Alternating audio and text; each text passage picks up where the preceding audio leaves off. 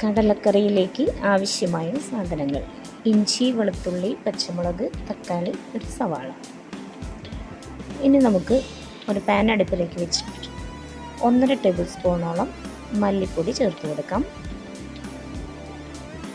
ഒരു 1/4 ടീസ്പൂണോളം മുളക് പൊടിയും ചേർത്ത് കൊടുക്കാം. 1 ടേബിൾ സ്പൂണോളം ഗരം മസാല ചേർത്ത് കൊടുക്കാം. ഒരു 1/2 ടീസ്പൂണോളം പെരിഞ്ജീരകവും ചേർത്ത് കൊടുക്കാം.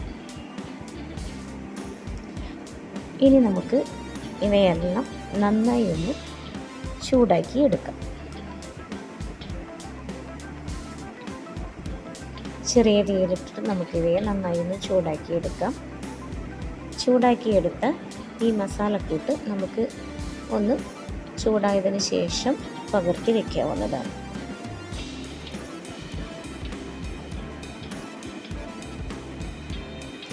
ഇനി നമുക്കൊരു കുക്കർ അടുപ്പിലേക്ക് വെച്ച് നമ്മൾ തയ്യാറാക്കി വെച്ചിരിക്കുന്ന തക്കാളി, ഇഞ്ചി, വെളുത്തുള്ളി ഇവയെല്ലാം കുക്കറിലേക്ക് ഇട്ട് കൊടുക്കാം.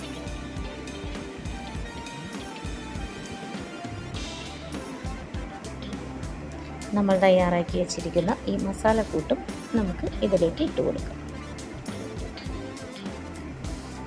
ഇനി നമുക്കിതിലേക്ക് ആവശ്യമായ ഉപ്പ് ചേർത്ത് കൊടുക്കാം. നമ്മൾ കുതിർത്ത് വെച്ച് കടല വൃത്തിയാക്കി കഴുകി വെച്ച കടലയും ചേർത്ത് കൊടുക്കാം. ഇനി ഇതിലേക്ക് ആവശ്യമായ വെള്ളവും ചേർത്ത് കൊടുക്കാം. ആവശ്യത്തിനുള്ള മഞ്ഞൾപ്പൊടിയും ചേർത്ത് കൊടുക്കാം.